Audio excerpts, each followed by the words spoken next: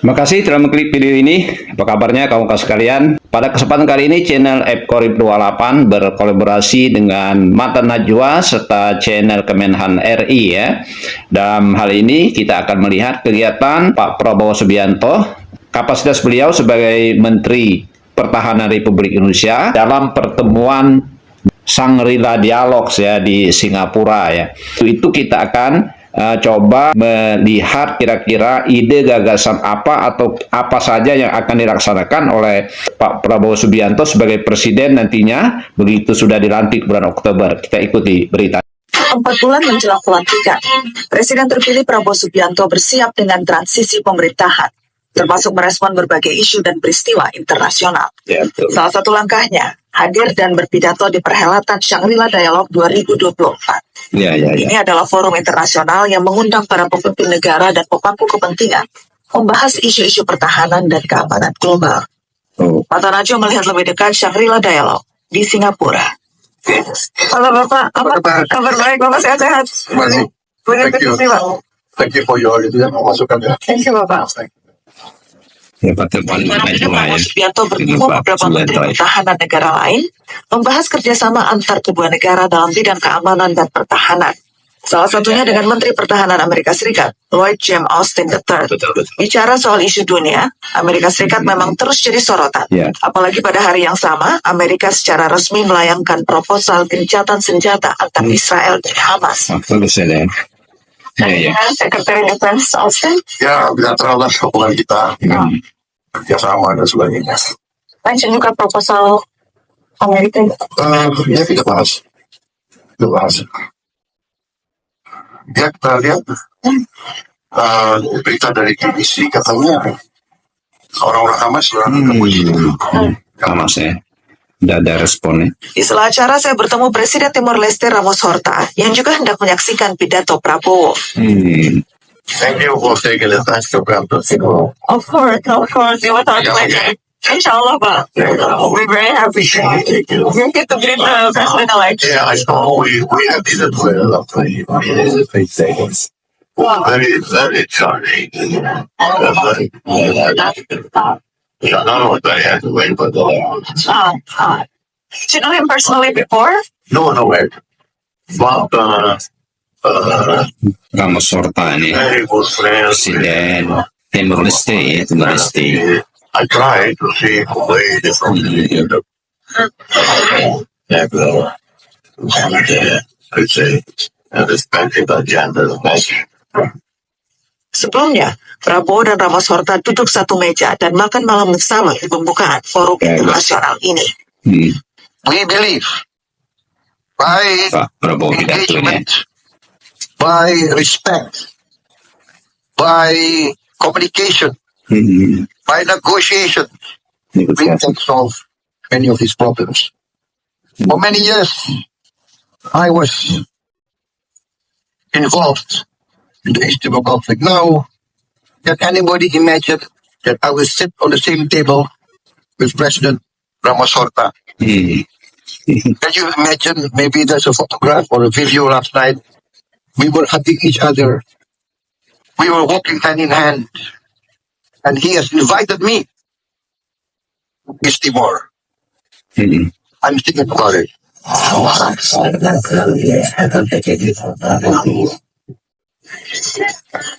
Shangri-La Dialogue kali ini juga kembali memberi tempat kepada Prabowo Subianto untuk berpidato dalam sesi special address. Ini bukan kali pertama, tapi dalam pidato yang ini Prabowo menyuarakan lagi dukungan Indonesia untuk gencatan senjata permanen dalam konflik Israel-Palestina. Ia juga menekankan komitmen dan bantuan pemerintah Indonesia untuk Palestina. Regarding the most recent development that we have just noted, that we have just heard, that is the most recent announcement by President Biden of the United States of America on comprehensive proposals for ceasefire in Gaza. Although we have to further study the details of this proposal put forward and announced by President Biden, we do view this proposal as an important right step in the direction that we have to go. Mm-mm. We view this as an important step forward. It has been our conviction, along with many other states in the world today, that the only real solution to a lasting peace and security for both Israel and Palestine is a two-state solution.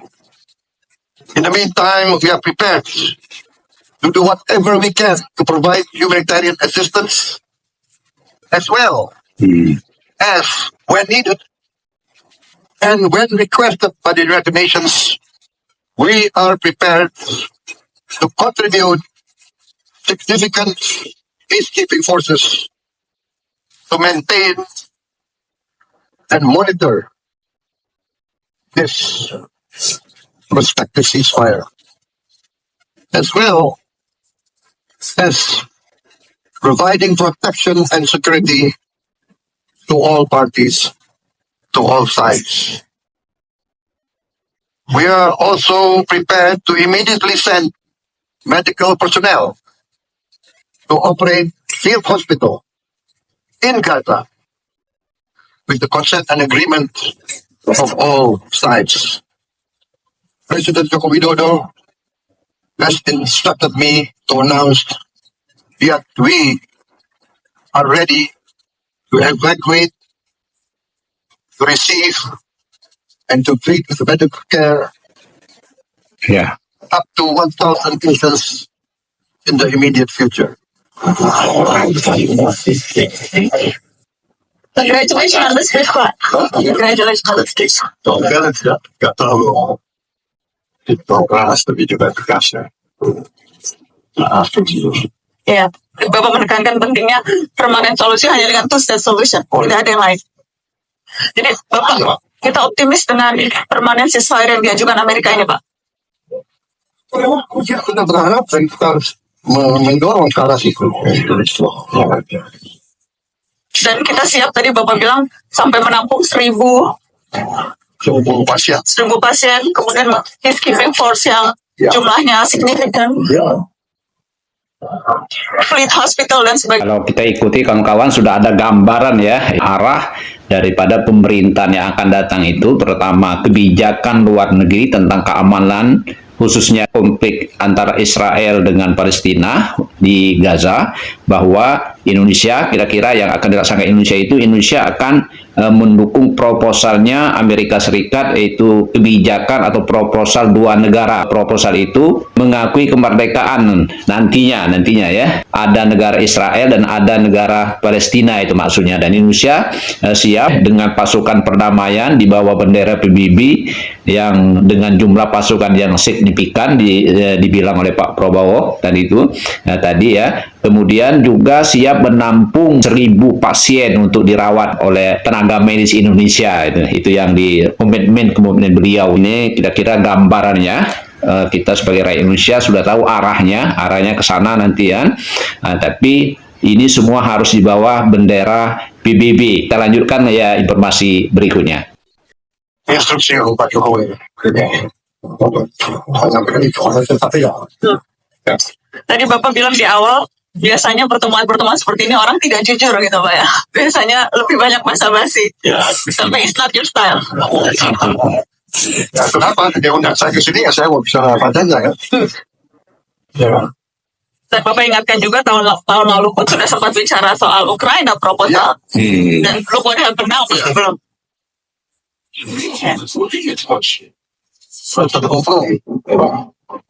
Semua orang bertahan pada sendirian.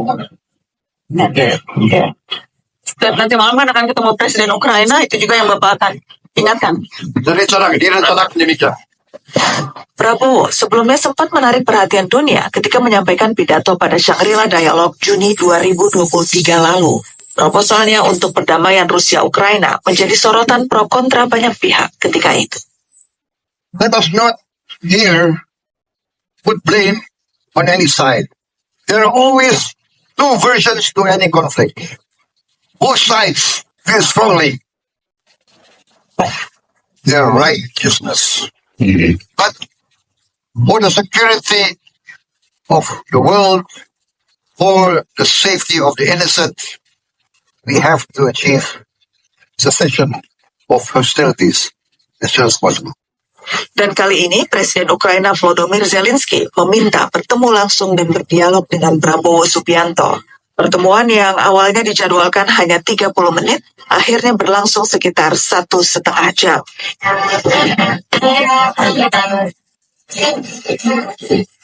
I thank you for your time.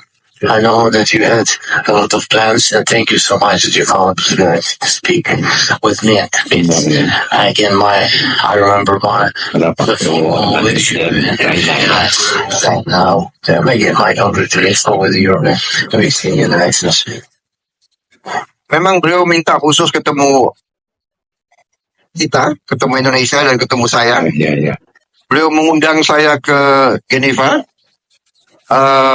tapi tentunya nanti Presiden Menteri Luar Negeri akan menggodok, mungkin juga bersama Menko Polhukam akan digodok sikap Indonesia yang final. Apakah kita hadir atau tidak? Karena banyak negara mungkin merasa kalau KTT perdamaian, ya semua unsur harus hadir, terutama Rusia harus hadir. Melapor ke Presiden, dalam pembicaraan, saya terus berusaha meyakinkan Presiden Zelensky menawarkan jasa-jasa baik kita. Apakah Indonesia bisa membantu untuk mendorong ke arah gencatan senjata. Beliau masih belum